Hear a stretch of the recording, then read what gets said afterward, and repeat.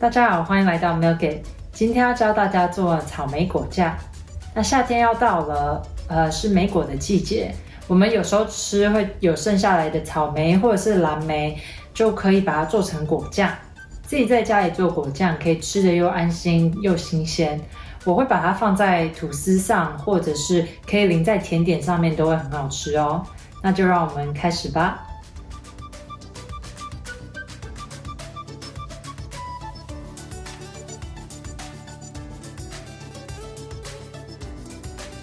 首先，把草莓切小块，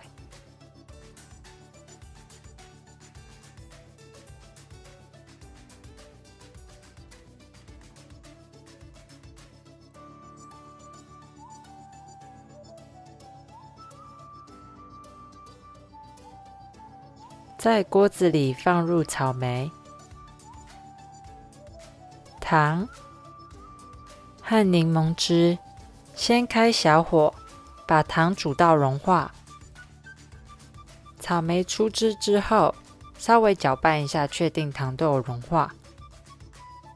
等到草莓开始滚后，开中火，要随时搅拌一下草莓酱，确定锅底没有粘锅。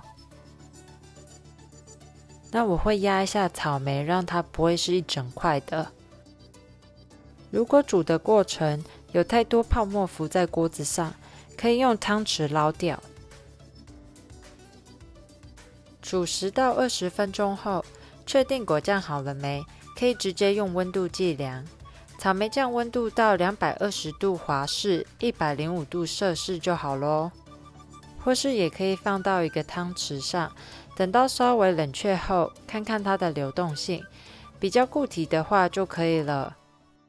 煮完后就可以把草莓酱装瓶。装瓶前，我自己多了一个步骤，就是我会先过筛一部分的草莓酱。过筛后的草莓酱会比较顺，没有颗粒，我会把它直接淋在奶酪上或配甜点吃。那另一部分没过筛的就可以配吐司、司康，没过筛就还可以吃得到草莓的颗粒。我用2个瓶子分装过筛和没过筛的草莓酱。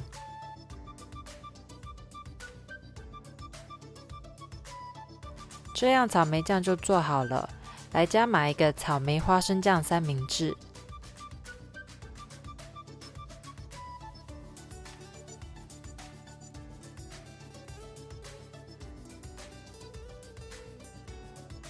吐司可以烤过，也可以直接用新鲜的。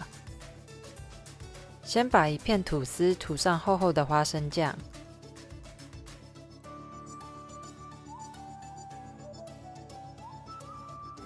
再把另一片吐司涂上厚厚的自己做的草莓酱。涂的时候还看得到草莓的颗粒。再把2片吐司结合。草莓花生酱三明治完成。好，那这就是今天教大家做的草莓果酱。然后呢，我还要教大家做花生果酱三明治。这在美国，很多家长都会给小朋友带去学校当早餐啊，或者是午餐的点心都很好哦。那我们就来试试看看吧。看。